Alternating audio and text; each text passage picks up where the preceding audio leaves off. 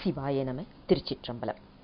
ஞானாசிரியராகவும் ஞான குருவாகவும் எம்மை வழி நடத்தும் நம்பி ஆரூரர் திருவடிகளையும் அண்ணாமலை பெருமான் திருவடிகளையும் மனம் மொழி மெய்களால் வணங்கி இன்றைய ஞான சிந்தனையில் சிவபோக சாரம் என்னும் நூலில் இருந்து 90வது பாடலை சிந்திக்க இருக்கின்றோம்.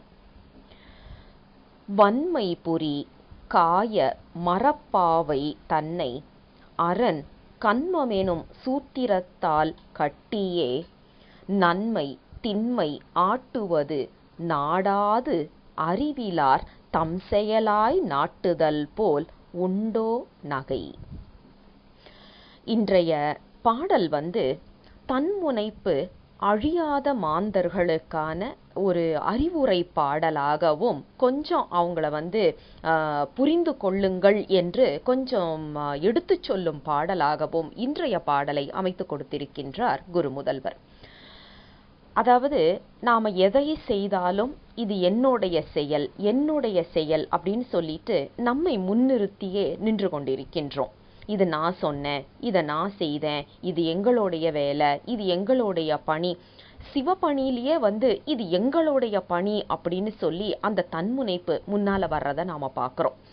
சிவபணி நம்ம சிவத்தை பற்றி பேசும்போதே இது என்னுடைய கருத்து தெரியுமா, இதை நான் யார்கிட்ட இருந்தும் படிக்கலை தெரியுமா அப்படின்னு தன்முனைப்பை நாம் எல்லா இடத்துலையும் பார்க்குறோம், நிறைய இடங்கள்ல பார்க்குறோம். அந்த தன்முனைப்பு உள்ளது எப்படி இருக்கு அப்படிங்கிறத தான் இன்னைக்கு சொல்லி அழகா நமக்கு ஒரு எடுத்துக்காட்டோடு சொல்லுகின்றார் குரு முதல்வர். என்ன சொல்றாருன்னா, பெருமான் என்ன செய்கின்றான், அவன் ஒரு மிகப்பெரிய சூத்திரதாரி. ஏன் அப்படின்னா, இந்த உடல் என்று சொல்லப்படுவது மரப்பாவை போல. மரப்பாவை அப்படின்னா நம்மளுக்கு நல்லா தெரியும், அந்த பொம்மலாட்டம்னு முன்னாடி ரொம்ப காலத்துக்கு முன்னாடி உண்டு, இப்பெல்லாம் அது அழிஞ்சே போச்சுன்னு வைங்களேன். அந்த பொம்மலாட்டத்தில் என்ன பண்ணுவாங்க, ஒரு மர பொம்மை இருக்கும், இல்லை துணியால் செய்ததோ அந்த மாதிரி ஏதோ ஒரு பொம்மை இருக்கும். அதில் ஒரு கயிறை கட்டி மேலே இருந்து மனிதர்கள் இயக்கி கொண்டிருப்பாங்க. ஆனால் அது எப்படி தெரியும்னா, அந்த நாடகம் ராமாயணத்துலேருந்து மகாபாரதத்துலேருந்து எல்லாமே அந்த மாதிரி ஒரு அமைப்பில் அவங்க செய்கிறத நாம் பார்க்க முடியும். அந்த காலத்தில் அழகாக மேடை நாடக தமிழ் என்பதையே நம்ம அழிச்சிட்டோம் இல்லையா. அப்போது இருந்த காலத்தில் இது அந்த பொம்மலாட்டம் அப்படிங்கிறது ரொம்ப ஒரு சிறந்த ஒரு விளையாட்டாக இருந்துச்சு, ஒரு என்டர்டெயின்மெண்ட். அப்புறம் டிவி வந்தது, முச்சுக்குன்னு உட்காந்து அழறது தான் நம்மளுடைய வேலையாக இருக்குது. ஒன்று நம்ம அழுவோம், இல்லைனாக்கா டிவியில் யாராவது ஒன்று அழ வச்சுட்டு நம்ம பார்த்துட்டு இருக்கிறோம். ஆனால் இந்த மரப்பாவை அப்படின்னு சொல்லும்போது பார்த்தீங்கன்னா, ஹரிச்சந்திர நாடகத்தில் இருந்து ராமாயணம் மகாபாரதம் கண்ணகி கதை எல்லாத்தையும் அதில் கொண்டு வந்துட்டு இருந்தாங்க. அப்போ மனிதர்களுக்கு நல்ல அறிவுரைகள் சொல்லிட்டு இருந்தாங்க. இப்போது நாம் அந்த பொம்மையை மட்டும் பார்ப்போம். அந்த பொம்மை எதனால் ஆனது அப்படின்னா, பஞ்சபூதங்களின் கலப்பு தான். ஏன்னா அது மரத்தில் செய்ததோ துணியில் செய்ததோ தான் இருக்கும். அப்போ அது பஞ்சபூதங்களின் கலப்பு. அதை இயக்கி கொண்டிருப்பது எது அப்படின்னா, மேலே ஒரு கயிறு கட்டி இருக்குது இல்லையா, அதுதான் இயக்கத்திற்கு காரணமாக இருக்கக்கூடியது. அங்கே மேலே இருந்து ஒரு சித்துப்பொருளாக இருக்கின்ற மனிதன் அதை இயக்கி கொண்டு இருக்கின்றான். இதை அப்படியே இப்போ நம்மளுடைய உடலுக்கு வச்சு பார்ப்போம். இந்த பஞ்சபூதங்களால் ஆன இந்த உடலை வினை என்ற கயிறின் மூலமாக கட்டி பெருமான் என்ற சித்துப்பொருள் அதை இயக்கிக் கொண்டு இருக்கின்றது. இப்ப பாருங்க, இதை நான் செய்தேன்னு அந்த பொம்மை நினைக்கிறது எவ்வளவு ஒரு முட்டாள்தனமோ, அப்படித்தான் நாமும் செய்து கொண்டிருக்கின்றோம். ஏதாவது ஒரு கிஃப்ட் வாங்கி கொடுக்குறோம், கோயிலுக்கு ஒரு ஏதாவது ஒரு அன்பளிப்பு கொடுக்கும்போது அதில் நம்மளுடைய பெயர் இருக்குதா அப்படிங்கிறத பார்க்குறோம். ஒருத்தர் வரவேற்புரை சொல்றாங்க, என்னுடைய பேர் முதல்ல இருக்குதா அப்படிங்கிறத நாம பார்க்குறோம். இது எல்லாமே தன்முனைப்பின் காரணமாக நமக்கு விருது கிடைக்குதா, நம்மளை அப்ரிஷியேட் பண்றாங்களா, நம்மளை பத்தி நல்ல ஒரு 2-3 வார்த்தை சொல்றாங்களா, இதை எதிர்பார்க்குது இல்லையா மனம். அது எல்லாமே தன்முனைப்பின் காரணமாக. இப்ப நாமளா அதை செய்யறோம் அப்படின்னு யோசிச்சு பார்த்தா, பெருமான் இயக்க நாம் செய்து கொண்டிருக்கின்றோம் என்பது நமக்கு அறிவுபூர்வமாக தெரிந்தாலும் அதை இன்னும் உள்ளுக்குள்ளால நாம வாங்கல, அனுபவபூர்வமாக புரிவது கிடையாது. சைவ சித்தாந்தம் படிக்கும்போது நம்ம சொல்லுவோம், ஆமா எல்லாம் பெருமான் தான் இயக்குறாரு அப்படின்னு சொல்லிட்டு. முடிஞ்சிட்டு வெளியில போன அடுத்த மாத்திரத்துல என் பேர் அவன் சொல்லவே இல்லை தெரியுமா, என் பேர் அங்க போடவே இல்லை தெரியுமா, நான் எவ்வளவு செய்தேன் தெரியுமா அப்படிங்கிற ஒரு குற்றச்சாட்டு நாம வைக்கிறத இன்றைக்கும் பார்க்க முடிகின்றது. ஆக இந்த தன்முனைப்பு என்று சொல்லப்படுகின்ற அந்த அந்த தன்முனைப்பில் மாட்டிக்கொண்டிருக்கின்ற உயிர்களுக்கான ஒரு அறிவுரை பாடல் நம்ம எல்லாருக்குமே தான். இதுல யாரையும் தனியா குறை சொல்ல முடியாது. நம்ம எல்லாருமே ஏதோ ஒரு விதத்துல இந்த தன்முனைப்புல மாட்டிக்கிட்டு தான் இருக்கிறோம். இப்ப இதுல என்னன்னா, மரப்பாவையாக நாம் இருக்கின்றோம். வினை என்பதுதான் அந்த கயிறாக இருக்கின்றது. அதை ஆட்டுவிப்பவன் தான் பெருமான். அதனால தான் பாத்தீங்கன்னா, ஆட்டுவித்தால் ஆரொருவர் ஆடாதாரே என்று நமக்கு அப்பர் பெருமான் சொல்லி அருள் செய்வாரு. ஏன்னா அவன் ஆட்டினால்தான் இந்த பொம்மை ஆடும். அதை நாம புரிந்து கொள்ள வேண்டும். ஏன்னா அவன் ஆட்டவில்லை என்றால் நம்மளுக்கு இயக்கம் என்பது இருக்கவே போறது கிடையாது. அதனாலதான் நாம பெருமானிடம் சரணடையும் போது, பெருமானே, வினை வசத்தால் எடுக்கப்பட்ட இந்த உடல், இந்த வாழ்க்கை, இந்த தனுக்கரண புவனபோகம் நான் அனுபவித்துக் கொண்டிருக்கின்றேன்.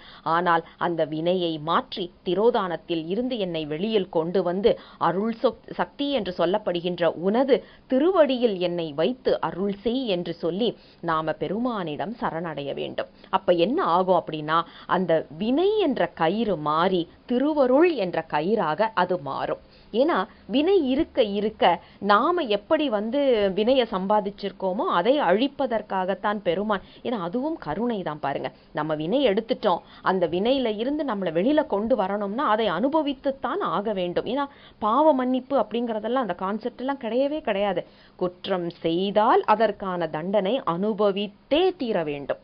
இதுல நம்ம இன்னொரு மனிதன்ட்ட போய் நான் என்ன மன்னிச்சிரு அப்படின்னு சொல்றதோ, இல்ல கடவுள்கிட்டயே போய் என்ன மன்னிச்சிருன்னு சொல்றதோ, கடவுள் மன்னிப்பாரே ஒழிய, ஆனால் நாம் செய்த தவறுக்கான தண்டனை கண்டிப்பாக உண்டு. இதை நமக்கு சான்றோடு எடுத்து காட்டியது அப்பர் பெருமான் வாழ்க்கையும் நம்பி ஆரூரர் வாழ்க்கையும். அப்பர் பெருமான் செய்த தவறுக்காகத்தான் அவருக்கு சூளை வியாதி என்று சொல்லப்படுகின்ற ஒன்றை கொடுத்தார் பெருமான். நம்பி ஆரூரர் தவறு செய்யும் போது 2 கண்களின் ஒளியையும் பெருமான் மறைத்தார். ஆக யோசிச்சு பார்த்தா எப்படிப்பட்டவர்களாக இருந்தாலும் தவறு என்று ஒன்று செய்யும் போது உடனடியாகவே பெருமான் அங்கே அந்த வினையை நமக்கு ஊட்டி விடுவான். ஏன்னா அது கேரி ஓவர் ஆச்சுதுன்னு வைங்களேன், அப்புறம் அது சஞ்சிதம், அப்புறம் திருப்பியும் பிராரப்தம், இப்படி மாறிக்கிட்டே வரும். அப்ப நாம ஏதாவது ஒரு சிரமத்துல இருக்கும்போது, சாமி ரொம்ப நன்றி, எனக்கு இந்த வினையை நீ கழிச்சு வைக்கிற, ரொம்ப நன்றி சாமி, எனக்கு ஆனா இது தாங்கிக் கொள்ளக்கூடிய சக்தியையும் தைரியத்தையும் கொடு, என் கூடையே நீ நில்லு அப்படின்னு சொல்லி பெருமானை நம்ம பக்கத்திலே வச்சுக்கிட்டோம் அப்படின்னா எப்படிப்பட்ட ஒரு வினை காரணமாக வருகின்ற சிரமத்தில் இருந்தும் நாம் வெளியில் வர முடியும். ஆக இப்ப யோசிச்சு பாருங்க, இந்த கயிறை வினை வசத்துல கொடுக்கறதா சிவபெருமான் வசத்துல கொடுக்கறதாங்கிறது மட்டும்தான் இப்ப நம்ம கேள்வியா இருக்கணும். வினை வசத்துல கொடுத்தோம், முடிஞ்சு போச்சு. பெருமான் கிட்ட கொடுத்தோம் அப்படின்னா நம்மை அழகாக வெளியில் கூட்டிட்டு வந்துருவாரு. அததான் முதல் 2 வரியில சொல்றாரு பாருங்க. வன்மை புரி காய மரப்பாவை தன்னை அரண் கண்மம் எனும் சூத்திரத்தால் கட்டிய. யாரு கட்டுறாங்க அப்படின்னா சிவபெருமான் தான் கட்டுறோம். இதை கட்டி வைப்பது யார் அப்படின்னா சிவபெருமான். அந்த பொம்மைய எப்படி கண்மத்தோட கட்டுகின்றானோ அந்த மாதிரி கட்டியாச்சு. அடுத்தது பாருங்க. நன்மை திண்மை ஆட்டுவது நாடாது அறிவிலார் தம் செயலாய் நாட்டுதல் போல் உண்டோ நகை. இத புரிஞ்சுக்காம இது அனைத்தும் பெருமான் கொடுத்தது, பெருமான் நமக்கு அனுபவிக்கிறதுக்கு நம்மளை அனுப்பியிருக்கான் அப்படிங்கிறத உணர்ந்து கொள்ளாமல் நான் செய்தேன் என்று சொல்லிட்டு இருக்கிறாங்களே, இவங்களை பார்த்தா எனக்கு சிரிப்பு தான் வருது அப்படின்னு சொல்லிட்டு நமக்கு குரு முதல்வர் அழகாக எடுத்து சொல்லுகின்றார். இதுல என்ன குறிப்பு அப்படின்னாக்க, தன்முனைப்பு என்பது நமக்கு நீங்க வேண்டும். அது தானா நீங்கிடுமா அப்படின்னா நீங்காது. ஏன்னா நம்மளுடைய பேச்சிலேயே பாத்தீங்கன்னா நான் என்பதை முதலில் வைத்துத்தான் பேச ஆரம்பிக்கின்றோம்.